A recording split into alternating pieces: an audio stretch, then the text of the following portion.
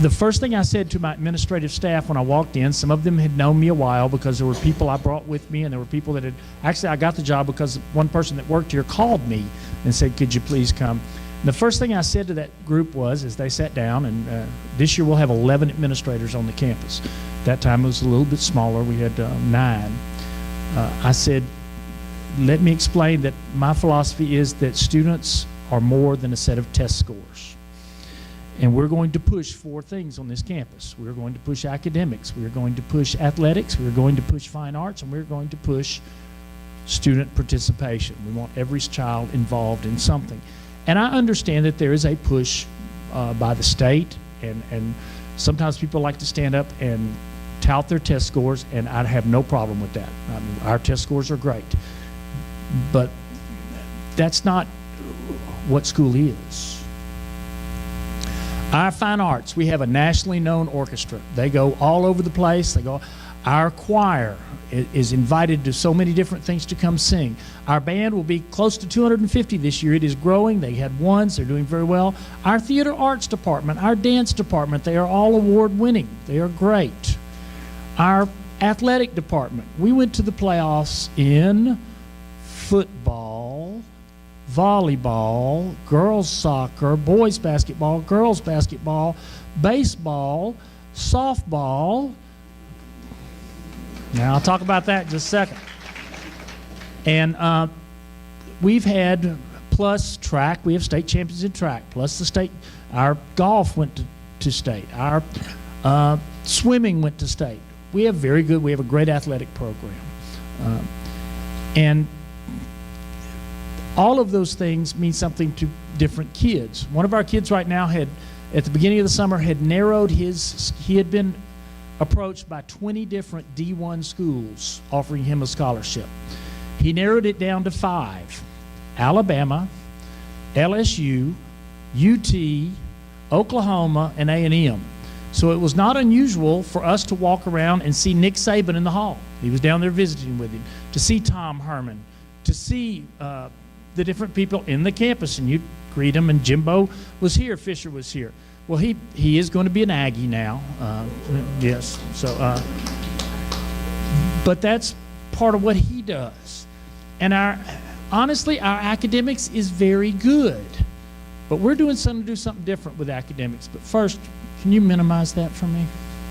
And let me get to a couple of these pictures.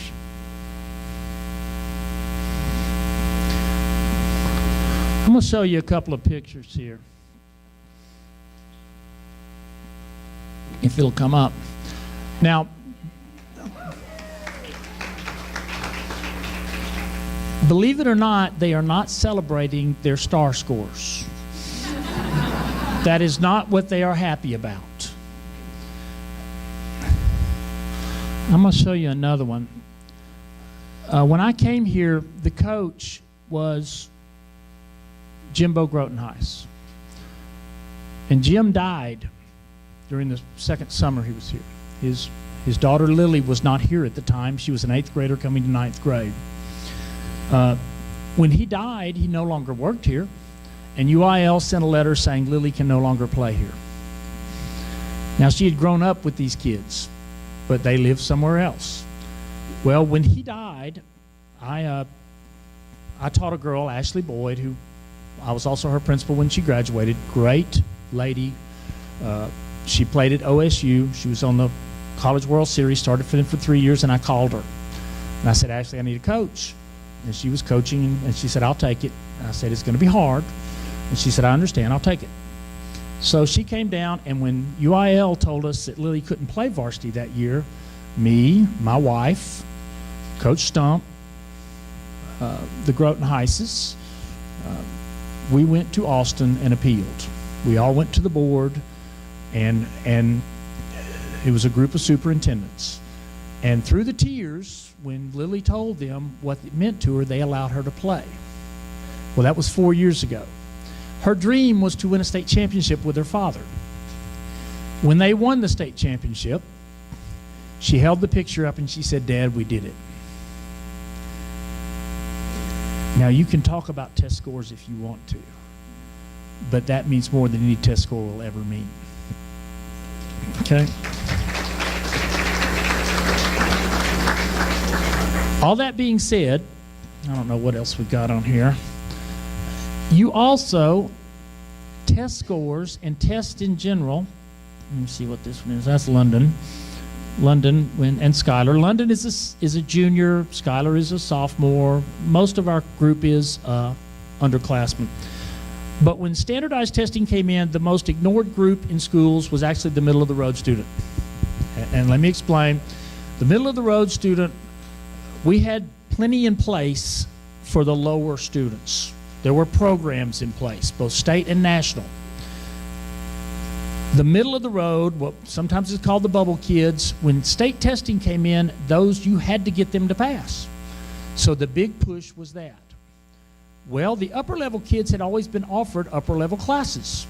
They've always been offered upper classes. And so slowly but surely, the conversation was like this. The lower level kids, we got something in place. The middle of the road kids, we're pushing. We're going to get them over the hump.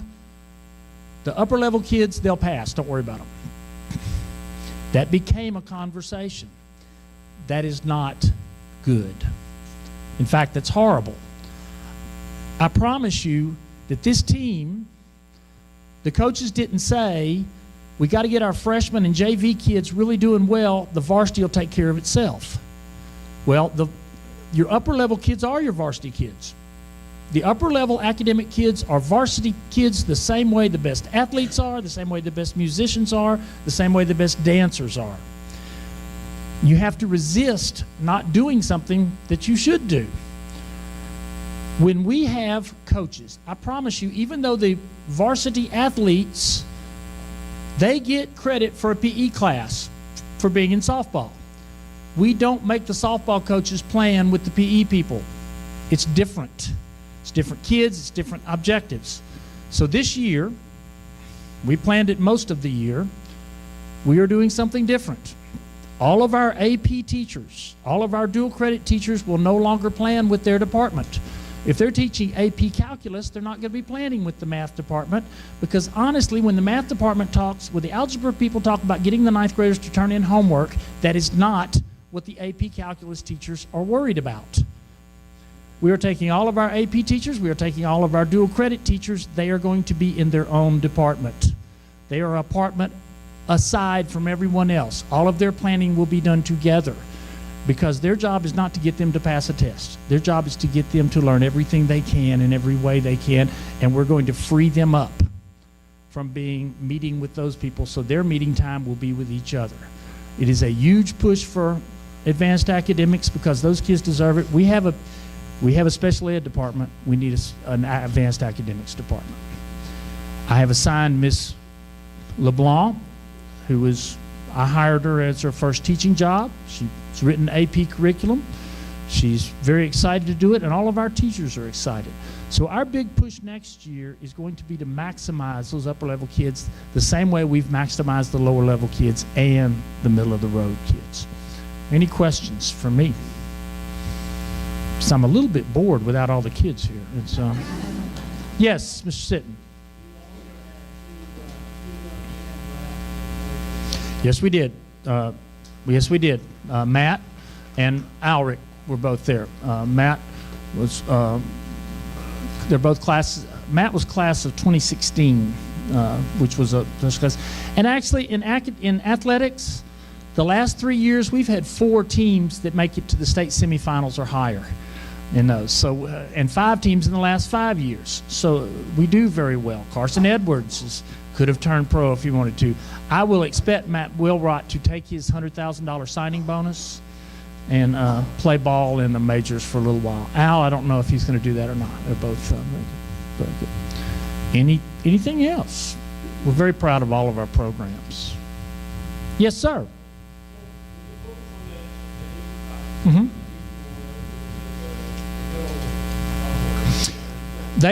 It's not a refocus. What it is, I have an additional AP this year.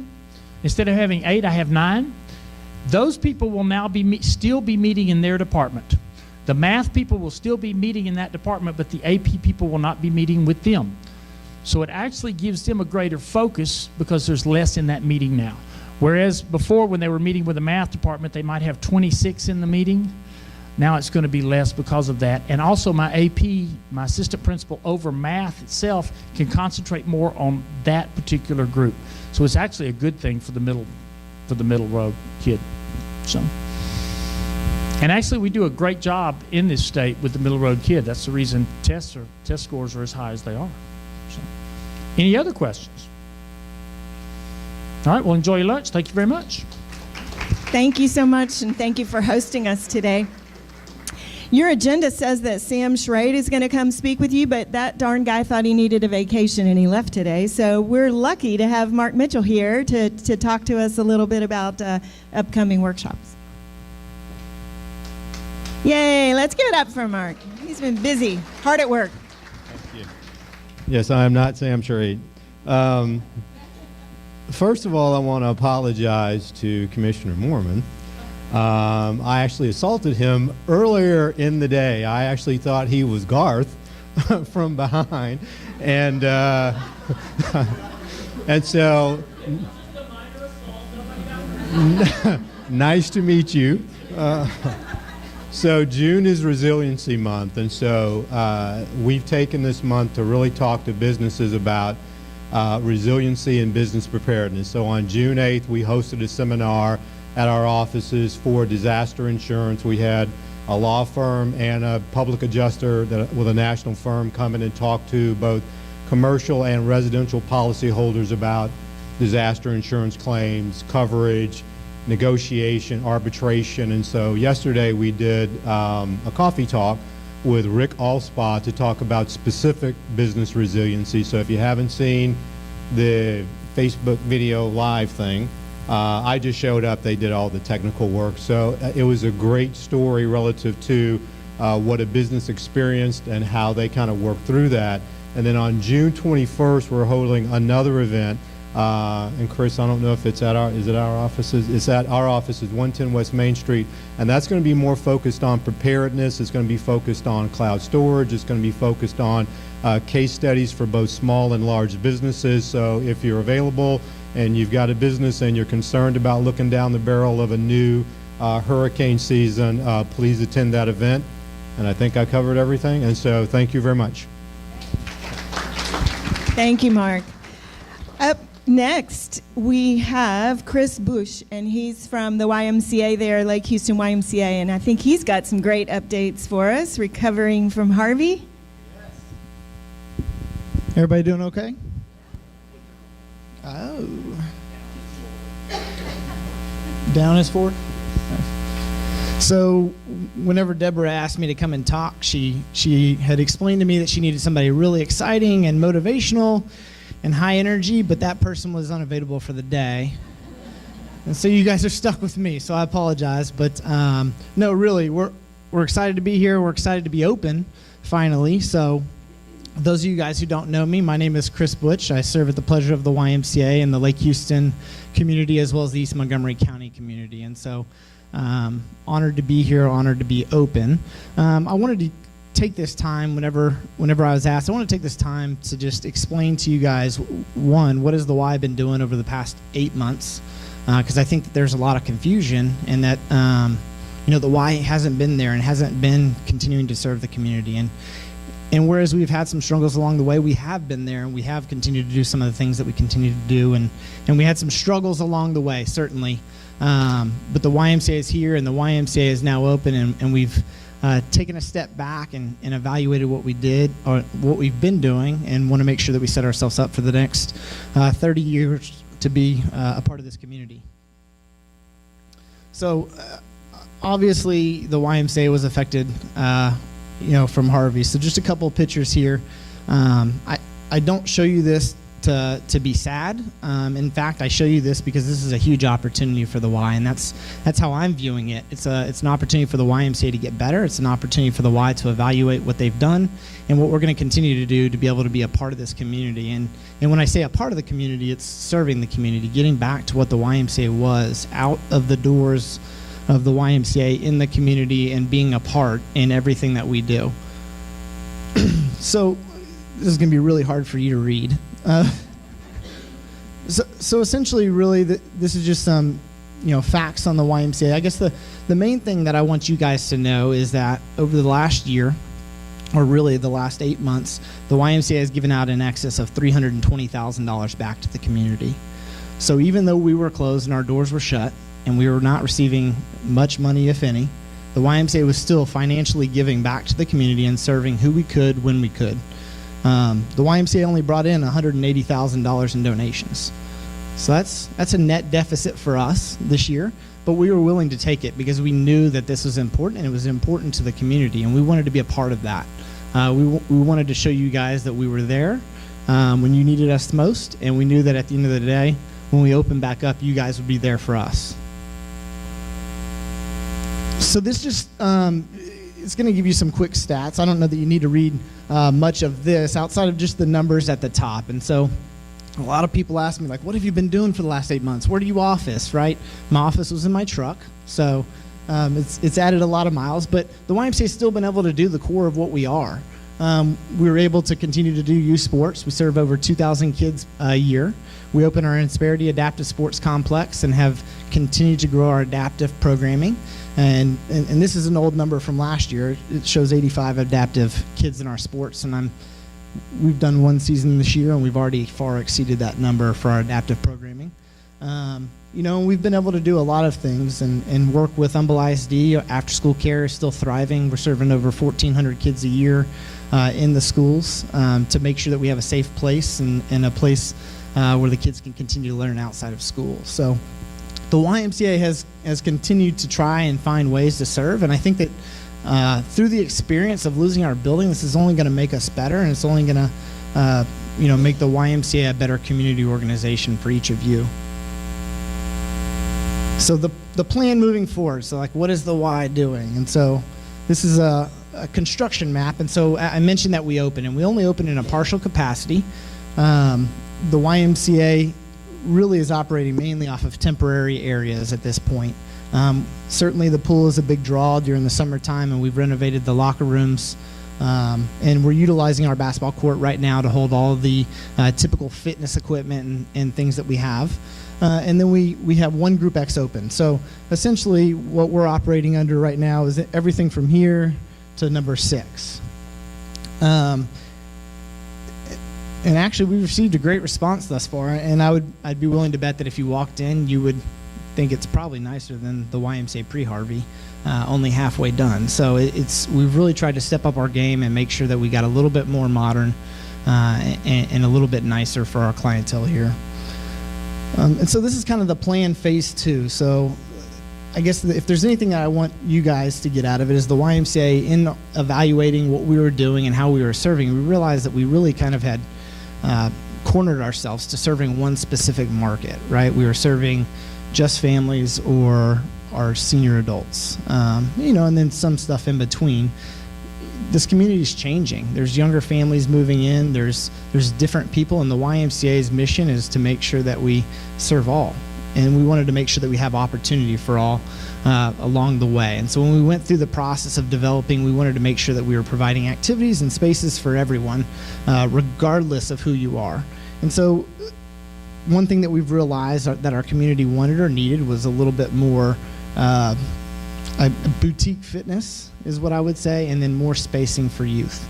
And so with this plan, we've actually added in a couple niche rooms that are going to be dedicated space for boutique fitness.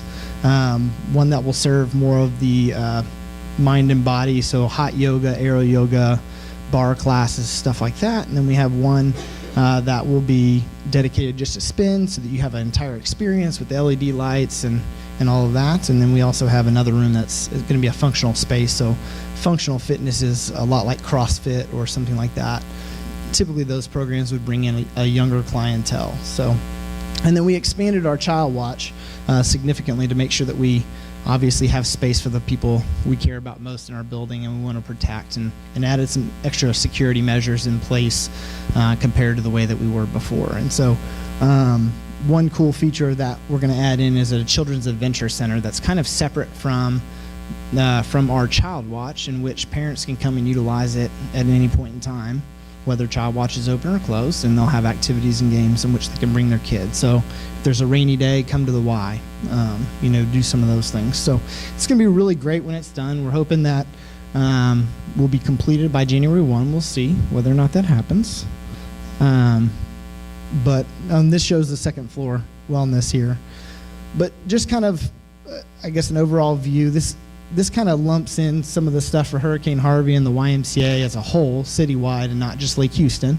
4 of our Ys were actually flooded. Only 2 of those will actually open again. One is the Lake Houston Family YMCA. One is the McWilliams Family YMCA in Cypress. And so, obviously, there's a cost to everything. And so just the direct impact to the YMCA of Greater Houston is going to be right about $19 million to us of revenue in which we're going to have to replace and or find. I'm happy to announce that we have, for the last 8 months, launched a capital campaign in which we focused on national and national grants and foundations, and we actually just crossed the $12 million mark about a week ago. And so we're really trying to focus. Oh, thank you.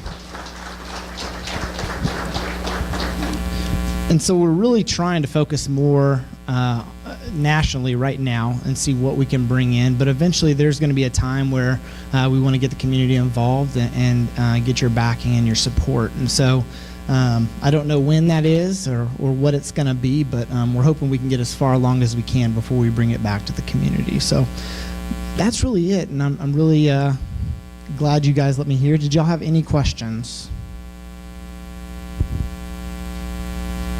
Oh, here's some pictures. Yeah. So.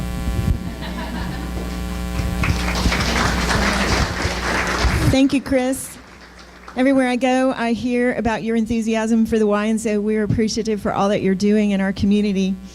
Next up is Danny Perez, the Public Information Officer for Texas Department of Transportation, and Jeannie Giavatti. Thank you for having us today. Just kind of wanted to piggyback off of the Harvey situation. You do know that it is hurricane season currently. We just ask you to be prepared. We do have a system out there, obviously brewing. Just make sure you're monitoring credible sites, not your Facebook or your neighborhood posts or listening to a neighbor's friends, cousins, uncle, whoever. Make sure you're going like following the National Weather Service, National Hurricane Center, and those types of credible sources of information. And also, I'd like to give a safety briefing sometimes when we come up and speak, talk about their emergency workers, side of a road. A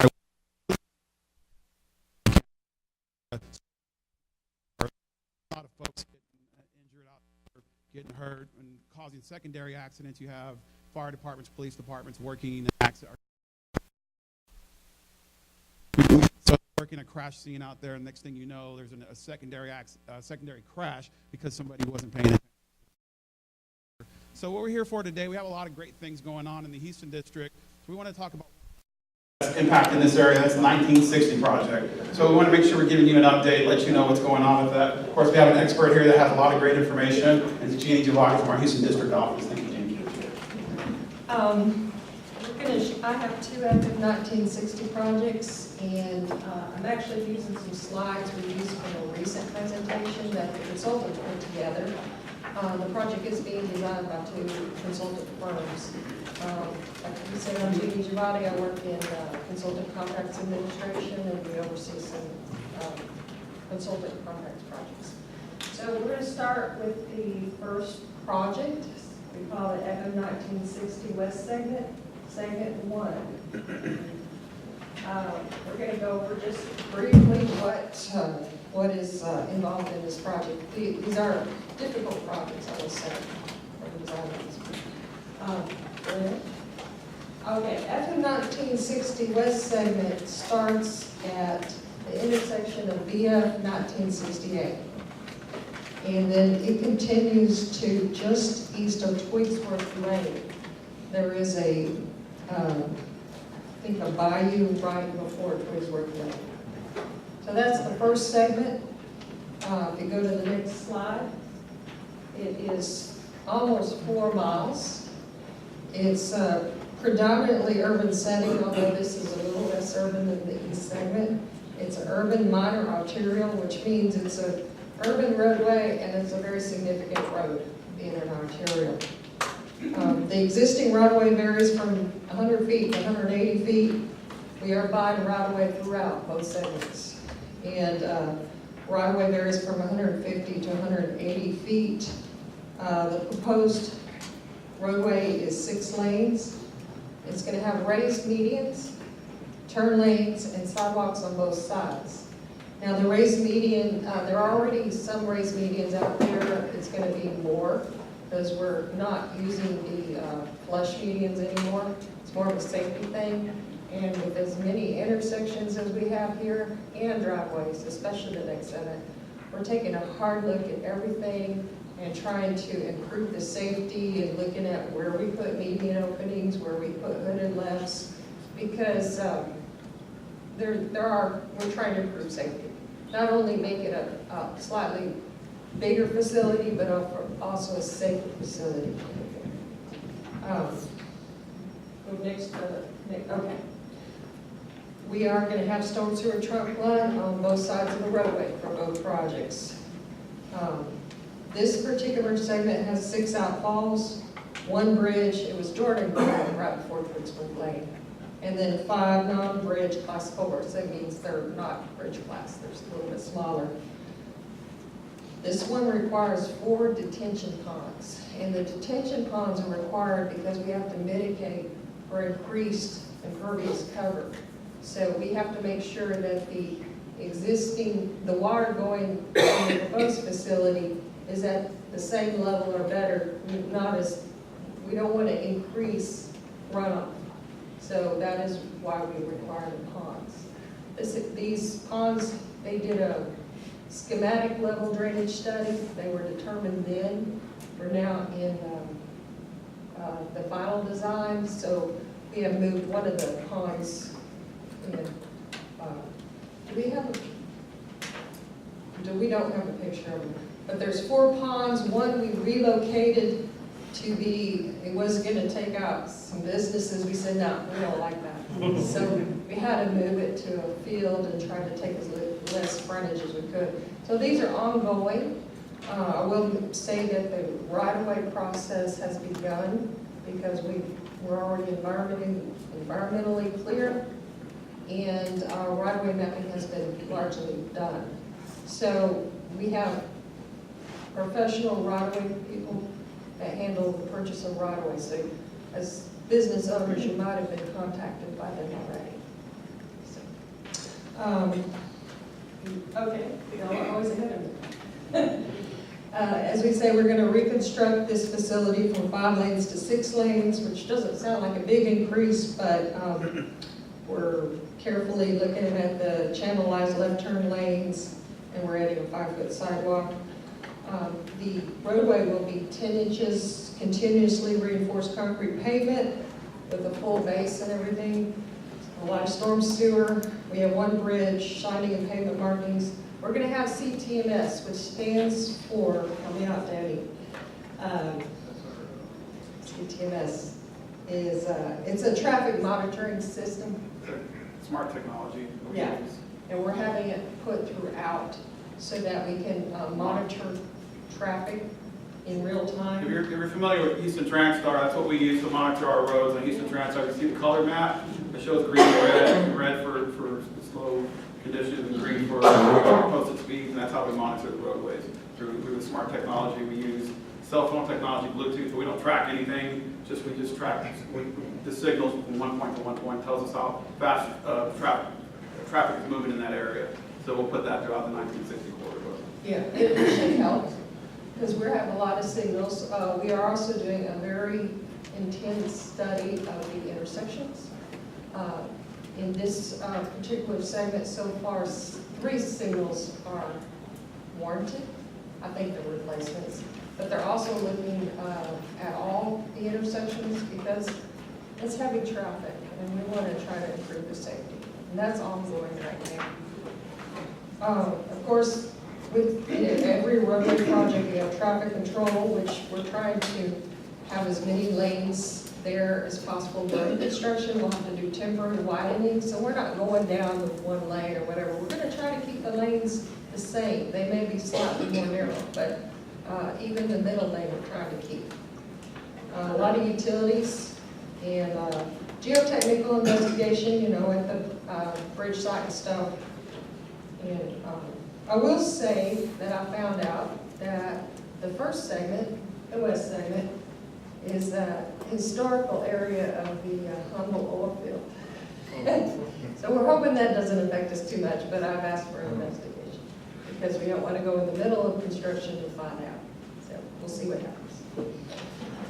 We have some typical sections. You can't see it very well, but this is an existing typical, generally, for part of it. And we're widening, so we'll have 3 full lanes with a raised median and sidewalks generally as far away as we can. So it's safer that way. And then, of course, we're going to have a lot of turn lanes, so then the median narrows. So that's the general, and we have right turn lanes, left turn lanes, we have a lot of that. That's what's going on. We're going to have some ditches. They are smaller, but you have to get some runoff, even though you have storm sewers, you got some incoming runoff from the adjacent areas. So we have little swell ditches. And that is the top sheet. That was the top sheet. Here we go. This is ponds. Let me point it out, I guess. This has been in the works for a long time. Here's pond 1. Pond 2, I think we expanded it. We've actually been working with the owner on that. This is the one we relocated. It was out here. Going to take out 3 businesses in the same time. We don't like that. So we have it here. It is currently being mapped and investigated environmentally. And then we have one here which has been in the works a long time. So that's the 4 ponds. This one has more ponds than the other one. So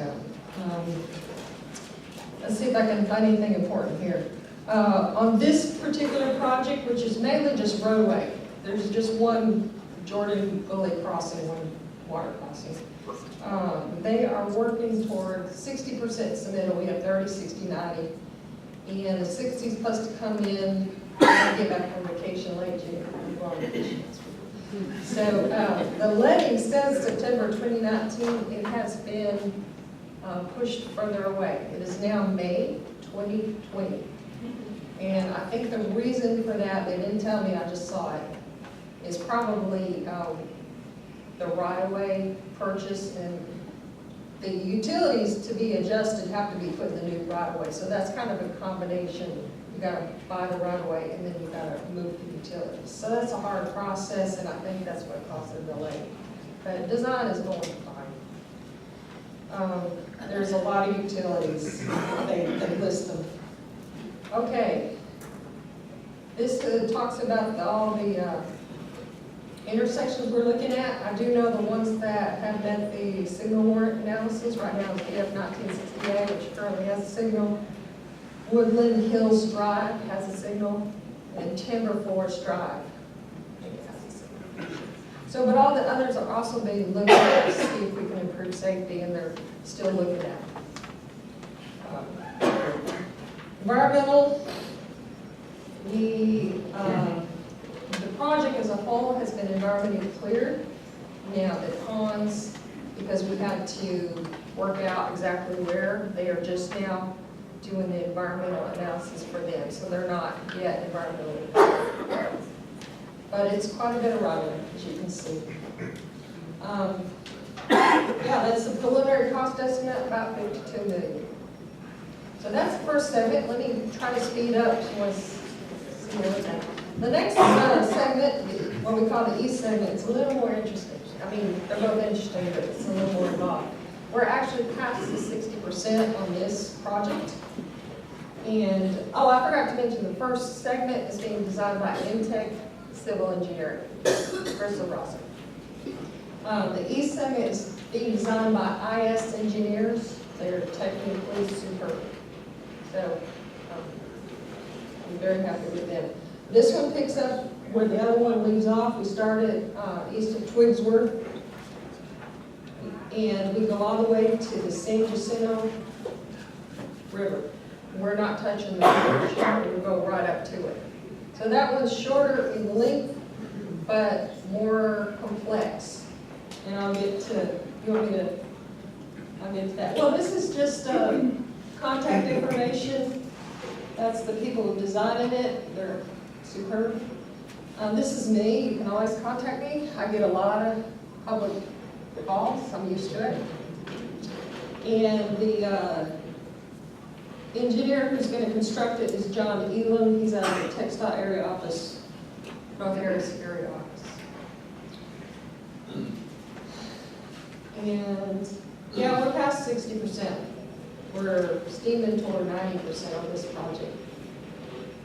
And they show it, but the letting date is really what controls when we finally get it out. And the letting date is when the bids are taken. So it looks like a 2020 project. Going to the next one, again, that's an error, we moved it to, the letting date is now May 2020. They think it'll take about 3 years to build, and there'll be a lot of utility adjustments. And we're trying to make it as painless as possible when we build it, that we have the number of lanes we need. We'll go to the next one. This is just a construction schedule, not too interesting. Okay, here, talk about the design elements, and I'm going to point out something once I get through this. Again, it's 6 main lanes, raised median, some U-turns. Again, it's 10 inches continuously reinforced concrete pavement with a full base. We have access roads, which I'll show you a little bit why in a second. We have sidewalks on both sides. And again, we have the CTMS for information. And right-of-way acquisition and utility relocations. I'm going to put this down 1 second. This one's more interesting in that we have a raised overpass over 3 intersections, and I have to get it out so I can show you on the world's best internet. You have a raised overpass that goes over Atascocita Road, West Lake Houston Parkway, and Farmington Road. And I'll briefly, I don't know if y'all can see it. So it's a double decker for part of it. And that's what makes this more complex. And then underneath we have a complex intersection layouts. So that's what makes this look a bit more interesting. The bridges will be designed according to the ring ribbon, so they will try to be maximum. Okay, I'm going to hurry up. And, next picture, that shows it. This shows the raised double-decker. That was designed in schematics, and I can't tell all the reasons why. That's what I'm here to design. And then they talk about design elements. We have, of course, that big main lane overpass bridge. We have Rogers Gully. On Rogers Gully, I will bring up the point that Harris County just asked us to put a bike shelf underneath. Do we have people from Harris County here? Yeah, we appreciate that. I'm And Jeremy. We've been talking. Jeremy. Yes, ma'am. By email. You are? More than Jack. Okay, so we are trying to get a supplemental to do that. And we have in this project 3 sound wall locations, and I'm going to bring up 1 point. 2 of them are near the neighborhoods adjacent to Twigsworth Lane, to a little bit just east of it. There's 2 neighborhoods, north and south, that they have proposed sound walls. And Stanley Cooper, Dr. Stanley Cooper is the contact for that. We have a process in TxDOT, and he goes through sound wall meetings with the adjacent neighbors and all that. He said one of the walls to the north, there's an area owned by the Homeowners Association, so it's debatable, are we going to put it right inside our right-of-way, and then there'd be a big space to where the homeowners, or do they want Harris County involved in, if we put it in the homeowners association fee strip, Harris County would have to maintain. But that takes a lot of coordination, which is really not my duty because we have a protocol. It's Dr. Stanley Cooper. And if anybody who lives out there wants to get involved, he's actually emailed all the homeowners, received no replies. So the location of that sound wall will depend upon what input we get. There's also one to the south, which we're working with the owner. And then there's one at the tail end of the project, right before the bridge to the river on the south side. There's going to be a little sound wall. I think it's by an apartment complex. And let's see, anything else interesting? We go to the last one. Yeah, we have storm sewer the whole way. We have a parallel ditch system. We have 3 outfalls, the Rogers Gully, near the ditch at the very beginning of the project near Twigsworth Lane, and then of course a lot of it is taken to Lake Houston. We only have 2 detention basins at this one, and it's closer to the right-of-way, won't be as painful. It is on either side of the Atascocita Road intersection. We're going to have detention ponds. And that's about it. We do work real hard to try to improve drainage and lessen flooding. And we do the best we can on that. And again, if you have questions, you can always contact me, except I'm going on vacation tomorrow. We also have a great website, the textdot.gov on our project tracker site. You can always find updates on project tracker. You can follow us on social media, Facebook and on Twitter. We have on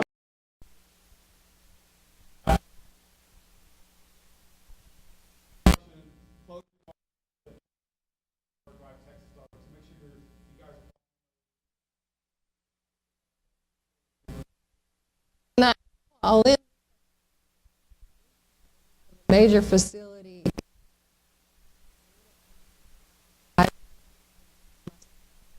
And we'll make it as painless as possible. And you'll end up with a better urban facility, curbed, that's very well thought out and planned, and hopefully will improve safety and improve the traffic flow. So that's it. And I'm only going a week. Thank you, Jeannie and Danny. We appreciate the update. And now I'm going to call on Precinct 2's Jack Mormon to come forward. Thank you, Nick. Glad to have you. I'll just project. I don't need the mic. I talk loud enough anyway. I have little kids, so I'm used to raising my voice. Got a lot of good information. I'll give you.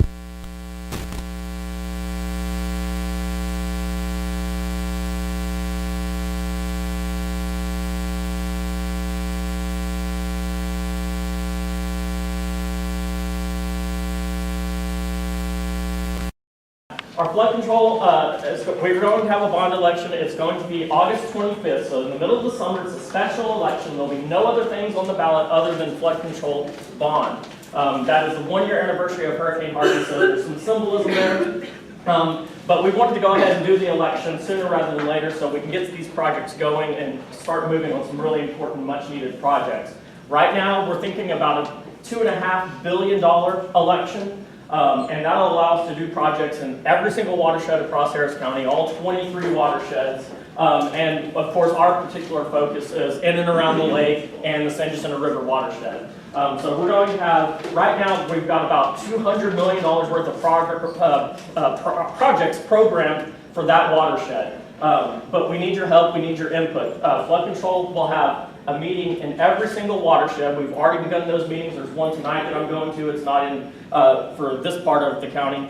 But you will have a meeting for the San Jacinto River watershed, probably at least two, one up in the Kingwood area and one in the lower part of the watershed. So please get involved. Flood control needs to hear from you. They have an idea. They have a preliminary list of projects that they think are necessary and needed, but they want community involvement. That's what these 23 meetings are all about. The lists are fungible. If you have an important project, come to the meeting, go to the flood control website, let us know. If we don't know, we can't add it to the project list, and we certainly are adding things to the project list as we do these meetings. And like I said, we've got around $200 million programmed right now. That could increase if the need does increase. We plan to use the $2.5 billion, if it is approved, for everything and anything that would help flood protection. So we're talking on-site detention, improvements to our channels, desiltation, channel restoration, things of that nature, as well as home buyouts. We've already bought out several homes. Harris County jump-started our buyout program with $20 million of local money. We received about $45 million of grant money in addition. We hope to have about another $150 million come in later this summer for home buyouts, but we'll also use part of that $2.5 billion for home buyouts as well. And the last component of that bond program, $2.5 billion, we'll use those funds to leverage state and federal funds to draw down additional dollars. So if we're smart and if we do it right, we can turn that $2.5 billion hopefully into $5 or $5.5 billion for flood control and flood prevention countywide. So I wanted to mention that, but I really wanted to talk about, and it's very important. It's probably one of the most important elections that Harris County is going to do, probably in my lifetime for sure. So please, if you think we need some more flood control, you think we need more flood prevention, tell your friends, tell your neighbors. It's August 25th. It's going to be a very important election. So please support it if you think we need more flood protection. But what I really plan to come talk about was Atascocita Park. This is what we're really excited about. Of course, Hurricane Harvey put us behind schedule a little bit, but that also was I guess a bit of a benefit because it allowed us to make some changes that I don't know if we would have if we would push for, because it was probably last Bizcom, but certainly the one before that. We took comments, we did a survey, and by and large, the biggest single thing that people wanted to see that returned the survey added to our Atascocita Park project was a dog park. So we took those comments to heart. We bought an additional approximately 2 acres, Jeremy? 1.5. 1.5 acres for our dog park that is now in this area right here. So we acquired this land to create our dog park. So we've got a large dog park and a small dog park that are segregated for different size animals.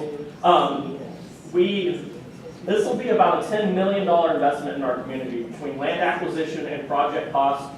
We hope to let the project, in a couple of weeks? Next week. Next week. We hope to start turning dirt. I'm going to push them as quickly as I can, but start turning dirt in about 60 days, so later this summer. And then once we actually get started on the project, we should have a ribbon cutting about 365 days later, so about 1 year project timeline. So we've got a great dog park. Obviously, the highlight, the feature is this fantastic 2.5 acre pond that has a half-mile walking trail around it that is really accented and really makes this boardwalk feature really, really neat. Honestly, I think this is going to be a marquee, a destination park. I think the community will really enjoy it. This is going to be new for us in Precinct 2. We really don't have anything like this in existence, so we're really excited. Kyle, my director of parks, is leading the project. We've got about 11,000 square foot play area. This was another one of the main features that the surveyors, the people that took the survey wanted to see in our park, a large play area, as well as a lot of natural features and open green space. And so we keep that, we incorporate that. This is going to be a really, as you can see the design elements accentuated, this is going to be a nature park that really focuses on nature, with the centerpiece being that big 2.5 acre pond. We've got about 160 parking spots, so we should have plenty of parking. There will be additional room for expansion as the park matures and grows and we see what the community really wants and likes. There'll be a pavilion for picnic areas. Kyle, what am I missing? Got nice restrooms. Restroom, of course, restroom. And Jeremy, my construction guy, he tells me, and now Mormon, these aren't going to be those prefab things we just plop down in the middle of our normal parks. These are going to be really nice, great restrooms that people won't mind using. So we're really excited about this park. I want Jeremy to hit on some of our mobility projects. We're already over time, so I want to go quickly. Go ahead, Jeremy. Well, that project, as Commissioner said, is bidding out next week. This project is coming fast on the heels of it as well. This is our Atascocita Trail project. Spent a little bit of time trying to get our small trailhead that we're going to have down here, working with the muds in the area. This project's, Kyle's about $1 million, a little over $1 million in terms of project value. But you'll see, this is Westlake Houston Parkway right here. This is FM 1960. Our trail is going to utilize that flood control channel, come right up through the neighborhoods and connect all these neighborhoods in 8-foot wide concrete shared use path. We're really excited about this. TxDOT briefed a minute ago. They've been so gracious to work with us at the last minute. I'll go ahead and throw that out there. That connection right here underneath 1960 is going to be crucial for us to connect this all the way down through past Westlake Houston on deeper into the Atascocita area, down in places down Woodland Hills and places like that. So our idea is to connect all the way from the northern parts of Atascocita all the way down to the southern parts of Atascocita with this trail. This is our first segment, and we're starting to work on how we move on to the next segments. That project, as we said, it's moving. I think it's towards the end of June, first part of July that it'll be let. Everybody knows by now Woodland Hills is open. Yay. Okay. We've been planning for the FM 1960 project for quite some time. There's a handful of things going on. This is a big one for us. Precinct 4, I believe, is even working on some connectivity down there on Wilson Road. Those are all exciting things to make those better connection points into Beltway 8. That's going to be crucial as FM 1960 comes on board. This is the last part of that project where we're going to add additional turn lanes underneath the freeway, underneath Beltway 8, so we get more volume through that intersection. There's also a signal, and we're going to put some additional storage on those turn lanes as well. That should be begin in July. That project's already designed, bid. We're just waiting on the poles and everything to come in. So we should see that construction start here shortly. Another project, and sorry it bleached out, but I know you can't see it very well, but this is Madera Run, Westlake Houston, Madera Run. This is Timber Forest. It's currently a 2-lane concrete road. We're going to finish out the boulevard section from basically Eagle Springs all the way down to Madera Run. So that'll be another additional 2-lane boulevard that will help accommodate the volumes that we're going to see. The developer in the area intends to extend Madera Run all the way to Woodland Hills. So if you can imagine the amount of volumes that are coming, we're trying our best to keep up with the pace of growth. And this project will bid this month. It's about $2.7 million. And we're going to include sidewalk connectivity in here as well. Another project that's close by, and if you can imagine, you can see where we're pointing both these roads to, right? I see some of our folks at Mobile ISD. All roads lead to schools, right? So the Madera Run currently is a 2-lane. There's a chunk of road that's just a 2-lane concrete boulevard section. We're going to finish that one out as well. That's currently in design. They're wrapping the design up. We're hoping to see that bid by the end of the year, first part of next year. That's a $5 million job. It's going to be a little more expensive. It includes a bridge, sister bridge to the existing one there. That's between the school site and Westlake Houston Parkway. And we're trying to integrate some of the pedestrian connectivity along with the developer in there as well. When done, we'll have 4-lane boulevards capable of going all the way from into Eagle Springs and north of there, all the way down to Madera Run, and all the way over to Westlake Houston. And then we'll have at least a 2-lane connection over to Woodland Hills, which for mobility purposes, for planners like us, we're very excited about. So this is, I think this is the last one. That's the last one we had. So we've been very active in this area, very proactive with the developers as well as the school district. We're hoping to share some additional news here in the future. We're still working on other things like extending other roads further south. You can kind of see where we're going. We're marching south with different improvements. So we'll keep you posted on updates. Yeah. I know we're over time, but do y'all have any questions for any of us? Well, thank y'all for having us. Thanks for being here.